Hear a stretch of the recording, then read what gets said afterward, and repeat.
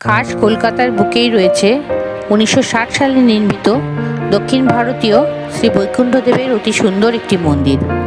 এখানে পূজিত হন শ্রী বৈকুণ্ঠদেব, শ্রীদেবী ও ভূদেবী। সাদা মার্বেলে অনেকগুলো পিলার দ্বারা নির্মিত এই মন্দির দক্ষিণ ভারতীয় শিল্পের এক অপূর্ব নিদর্শন। গিরিশ পার্ক মেট্রো স্টেশনের 2 নম্বর গেট দিয়ে বেরিয়ে বড়বাজারের দিকে এগোলেই পড়বে কালীকৃষ্ণ টেগোর স্ট্রিট।